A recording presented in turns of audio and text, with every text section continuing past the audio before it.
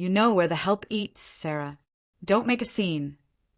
Those were the exact words my brother said to me at his multi-million-dollar wedding.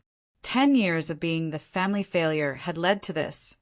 Sitting in a hot kitchen while my brother married into one of the wealthiest dynasties in the city. They thought I was a broke dropout. They thought I was nothing. What they didn't know, I wasn't just a guest. I was the woman holding the $50 million contract that was currently keeping their entire dynasty from collapsing into bankruptcy. And in exactly 5 minutes, I was going to pull the plug. If you've ever been looked down on by the people who were supposed to love you, if you've ever worked in silence while they laughed at your fantasies, this story is for you. Today, we're looking at a revenge so cold, it dismantled an empire. Smash that like button, subscribe to Revenge Engine, and let's get into it. The gold embossed letters on the invitation felt like a mockery. James and Victoria cordially invite you. To my mother, this wasn't just a wedding, it was a coronation. James, the golden child, was marrying Victoria Chin.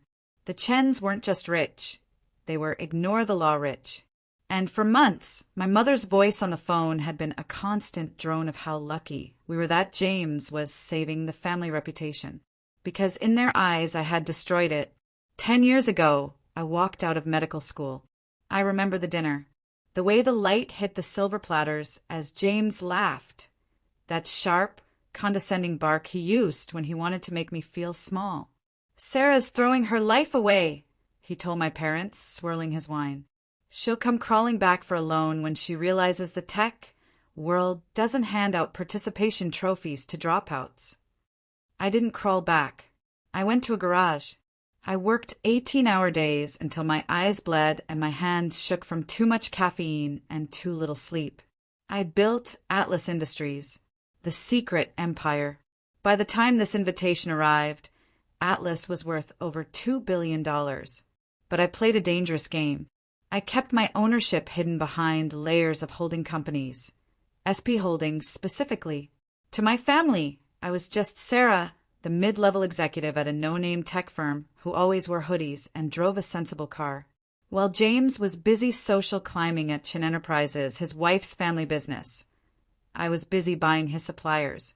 Miss Porter. My assistant, Clara, stepped into my office. The Chin deal is ready. They're desperate. Their new product line is failing, and they need our custom semiconductors by Friday, or they'll default on their bank loans. I looked at the invitation one last time. Hold the signatures, Clara. I'm going to the wedding first. The wedding of the century. The day was sickeningly perfect. The church was filled with the scent of 5,000 lilies, a scent that, to me, smelled like debt and desperation. I wore a simple black dress.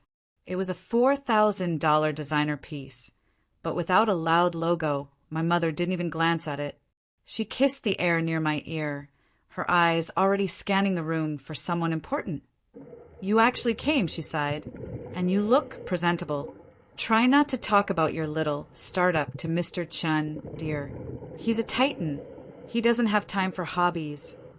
I watched my father groveling to Mr. Chin across the courtyard. It was pathetic. They were chasing a ghost, not realizing the titan was currently drowning in $100 million of high-interest debt that my company had just acquired. The reception, the breaking point. The ceremony was a blur of white silk and expensive lies. But the reception, that's where the mask slipped. I walked into the grand ballroom. Crystal chandeliers, champagne fountains, the works. I looked for my name card at the main family table. Nothing. I checked the secondary tables. Nothing. Looking for something. Victoria stood there. She looked like a porcelain doll. Beautiful, expensive, and completely hollow. Her smile was as sharp as a razor. My seat, I said. Oh, Sarah, she chuckled, loud enough for the nearby socialites to hear. We had to make room for distinguished guests. The board members, the politicians, people who actually contribute to society. The staff set up a lovely little table in the kitchen area. You know, where the help eats. It's much more your speed, isn't it? James stepped up beside her, leaning in with a smirk. Come on, sis. Don't be difficult. You've always been good at grinding in the dark. Go enjoy the leftovers. The room felt cold. 10 years of get a real job. 10 years of being photoshopped out of family memories, and 10 years of being told I wasn't enough. It all crystallized into one single, frozen moment of clarity. I didn't yell. I didn't cry. I smiled.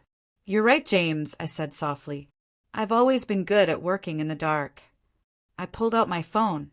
I dialed a number I knew by heart. My CFO, Jack. Jack? It's Sarah Porter. Cancel the Chin Enterprises semiconductor contract. All of it. Issue a press release. Atlas Industries is terminating all partnerships with Chin subsidiaries effective immediately due to unreliable leadership. The silence that hit that ballroom was deafening. James's champagne glass slipped. The sound of it shattering on the marble was like a starting gun. What are you doing? James hissed, his face turning a sickly gray. What contract? I turned my phone screen around. The Atlas Industries logo, a stylized they all recognized from every tech journal in the country, was glowing. The $50 million deal your father-in-law needed to save his company. I said, my voice carrying through the quiet room. That was me. Atlas is my company. I am SP Holdings. Mr. Chen pushed through the crowd, his face purple. You? You're a child. SP is a shark. They've been buying our debt. I prefer the term strategic investor, I replied. And yes, I own your debt too, which I'll be calling in by Monday morning. Victoria let out a strangled sob, her mascara running down her face. You're ruining my wedding. No, Victoria, I whispered, leaning in so only she and James could hear. I'm just showing you my place. And it turns out my place is owning yours. I looked at my mother, who stood frozen, her mouth open in a silent oh of horror. I'm going to head out now, I announced to the room. I'm sure the kitchen staff will save you some cake. You're going to need the sugar for when the bailiffs arrive. Walking out of that ballroom was the lightest I've felt in a decade. People think revenge is about anger, but it's not. It's about balance. It's about making sure that the people who try to bury you realize they were actually just planting a seed. My brother wanted me to eat with the help. Now he's lucky if I'll even let him interview for a junior analyst position at one of my subsidiaries. Atlas Industries is now the lead employer in the region, and James? Well, he's learning what hard work actually looks like from the bottom floor of a firm he doesn't own. If this story gave you the chills, smash that like button. Have you ever had a family member underestimate you? Tell me your story in the comments. I read every single one. And don't forget to subscribe for more tales of justice served cold. This is Revenge Engine, signing off.